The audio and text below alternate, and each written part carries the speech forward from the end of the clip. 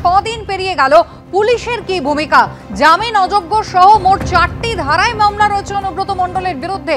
তা সত্ত্বেও পুলিশ একেবারে হাত গুটিয়ে চুপ করে বসে রয়েছে।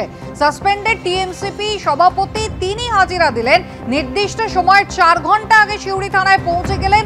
প্রায় ঘন্টা দেড়েক ধরে জিজ্ঞাসাবাদ হলো, কিন্তু অনুব্রত মণ্ডলের ক্ষেত্রে একেবারে উলটপুরাণ।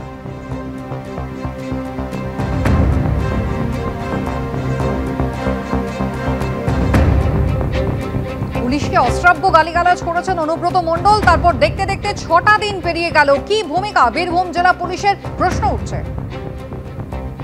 প্রাক্তন পুলিশ কর্তা সলিল ভট্টাচার্য রয়েছেন আমাদের সঙ্গে। সলিল বাবু, একেবারে অনুব্রত মণ্ডল যেভাবে কদর্য ভাষায় আক্রমণ করেছিলেন, তারই অনুগামী এই বিক্রমজিৎ তুলনায় কম কদর্য ভাষা তিনি ব্যবহার করেছিলেন।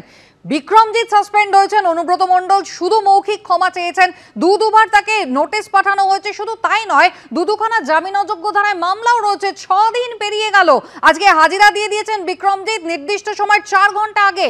অনুব্রত মণ্ডল পৌঁছলেন তো নাই, একটা মেডিকেল রিপোর্ট দেওয়া হয়েছে, তা সেটা কতটা ভ্যালিড সেটা নিয়েও প্রশ্ন রয়েছে। আর বীরভূম জেলা পুলিশ, তাদের ভূমিকা?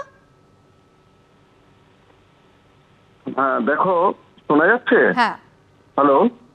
দেখো, বিক্রমজিৎ তো অলরেডি ডিজোন হয়ে গেছে, ওর পাশে তো কেউ নেই।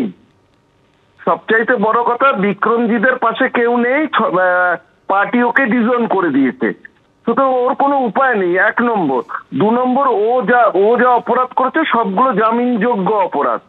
সুতরাং ও আইনজীবীর পরামর্শ নিয়েছে, ওর কিছু হবে না, ও যাবে, জামিন নিয়ে চলে আসবে। এবং যদি পুলিশ সদিচ্ছা থাকে তাহলে ওকে পুলিশ কাস্টডিতে বড়জোর 3 দিনের জন্য নিতে পারে। কিন্তু অনুব্রত মণ্ডল তো দৈত্য।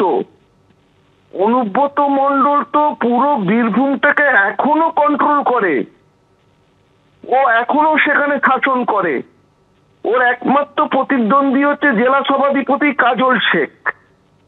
কিন্তু কলকাতার আশীর্বাদ ধন্য এই অনুব্রত মণ্ডল আজকে কিন্তু ওখানে রয়েছে। ও আজকে সমস্ত আইন কানুন শাসন কোনো কিছু তোয়াক্কা করছে না, কারণ তোয়াক্কা করার দরকার নেই।